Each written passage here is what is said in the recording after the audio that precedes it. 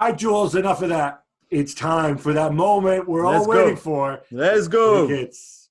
Kevin De Bruyne said in an interview in Belgium that if Manchester City's ban is upheld and it's 2 years, he may have to consider his future. What do you make of this, Gab? So a couple of things here. First, your first instinct is like, oh, whoa, is he going to be disloyal? Will Manchester City have a problem? So I'm pretty sure that we will not get a decision from CAS. I could be wrong. But I think it's increasingly unlikely we'll get a decision from CAS this summer, which means that the soonest that Manchester City could be banned would be for the 2021-2022 season. Or if it's 2 years, the 2022-23 season. So that means by that point, he'll be turning 30 that summer. At 30 years old, with the kind of salary that he's on, he's one of the 5 highest paid players of the Champions League. If I'm Manchester City, I probably don't mind so much if somebody comes and takes him off my hands. Not because he's not a great player, he is, but you're going to have all this. You're going to have a shortfall in Champions League revenue, obviously, and you're going to have a guy with 2 years left on his contract who, I remind you, missed most of last season through injury, and who makes a ton of money. You have Phil Foden, you have Bernardo Silva. It's really not the end of the world. In fact, I almost wonder if maybe City looked at it and said, you know what, we don't mind him saying this because maybe it sends a message to other people and we can kind of gauge what the interest in Kevin De Bruyne might be. And it's not a knock on him, but yeah, I choose to put a positive spin on it. I like this. I like your reasoning there. It's positive Monday. I don't know. I like this, Gav. Dimitar Berbatov has urged Harry Kane to join Manchester United. Jules, you must be absolutely shocked that he would say that. Completely. I mean, Berbatov, why would Berbatov say, yeah, of course, it worked out pretty well for him when he actually did the same, didn't he? So, we've said it many times on the show. I think as much as Harry Kane loves Spurs and it's been a great club for them and etc., and he's one of theirs and blah, blah, blah, I think it's a no-brainer that I think at some point if he wants to keep growing as a player, and you could do this by staying at Spurs, no problem. But if you want, I think, to grow quicker and more importantly, win more things, then I think you'll have to leave the club and go somewhere else. Is United the way and the answer? That's not for me to decide. But Berbatov clearly thinks it's a good idea.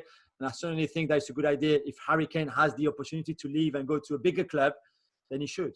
No, he shouldn't. He should stay where he is if he loves the club and if he wants to stay, and that's it. And I go back to this, and I go back to the Totti quote. One title at Roma or at Tottenham Hotspur is worth 10 titles at Manchester United. Really? Although, of course, that's the Manchester United of old, the one that used to win titles. Right. This one, yeah. Juventus director of football, Fabio Capello, says the market will be tough. We'll see more swaps and probably loans since when you can't afford to buy, you rent. Is it right? That was quite a good interview, by the way. It's a really good quote, right? I see this to a point. And it's more like an accounting thing. Because obviously when you take players on loan, you still have to pay a loan fee. You still have to pay their wages. You can't amortize them in your books.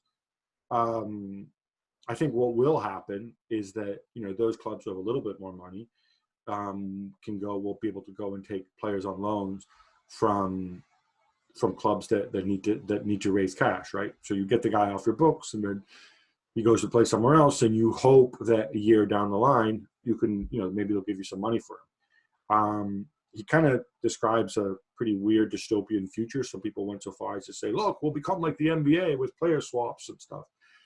That might be an issue with liquidity in the short term, but in the long term, I'm really not convinced by this. Now, your old buddy, Paul Pogba, is in the news again, and this time he's linked to a move to Inter. Tell you right now, I'm not buying this at all. Are you? I'm not buying this at all. Although I guess the reunion between him and Conte, who was very important in his career at Juventus, might be a good idea, although there's no way Inter could go. I don't think there's a way that Inter could afford him anyway.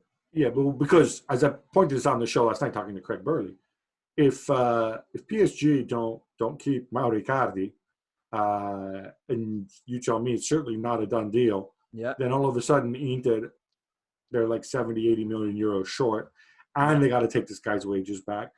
Pogba's wages are very big. They're even bigger than Icardi's wages. And also, they have Christian Eriksen, they have Barella, they have the Bras, they have Yeah, they've Stefano got Sensi. loads of, Well, yeah. I mean, I'm not saying Pogba is worse than those guys, but surely they have got greater issues of need, like hanging on to Lautaro Martinez, who of course has a clause in his contract. So Lautaro will go. I don't think Yeah. Pogba will come.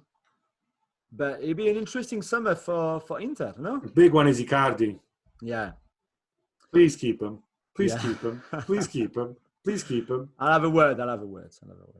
Ooh, on a different note, another week, another misbehaving, non-social distancing footballer. This time, Jules, it's Marcus Rojo, or Rocco, as some commentators in this country call him for no apparent reason. Yeah, who's on loan to Estudiantes in Argentina, and he's been in lockdown over there. And last week already, we had photos of him playing football in the park with some people who clearly he was not self-isolating with in his house.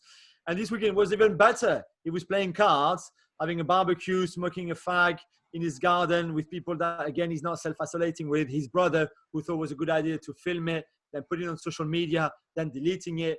But clearly, for Marcus Rojo, who is our COVIDiots of the week, after all the others.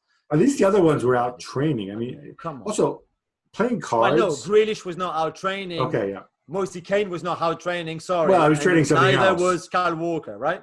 Well, yeah, good point. I was referring to all those Spurs and Arsenal players who keep getting busted in the park. But yeah, playing cards when you're not supposed to spread it. Unless, was he playing with gloves? I don't think so. I somehow imagine he wasn't. I don't think so, no. Not smart. Jack Wilshere, another old buddy of yours, gave an interview in which he said he's determined to come back and doesn't want people to think he's, quote, a waste of space. Jules, your thoughts? Well, I'm a bit biased because I like Jack a lot. As you said, we've known each other for a long time. I think he's a great guy and also a great player. I think the injuries have taken their toll on him, which I think is a real shame. Maybe because some of it was his fault for not looking after his body and looking after him as well as he should have done, maybe in the past, especially when he was young. Let's not forget, though, that he started really young. And his game, the way he plays the game, he would get a lot of knocks. He would get tackled a lot. So this is not someone who... Why are you raising your eyebrows like this, like Carlo Ancelotti does? James Milner also started at the same age, and he's still around. So yeah, but I think it's a different style of player, different kind of player. You don't play the game. They don't play the game the same way.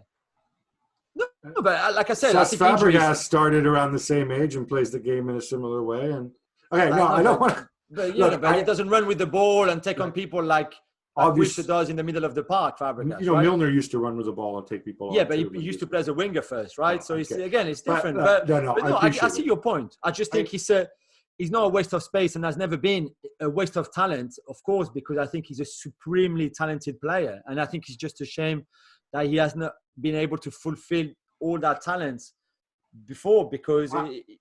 I just, in reading that interview, I above all felt like this is I don't want him to be a really unhappy, unfulfilled guy. Obviously, he's been unlucky with injuries.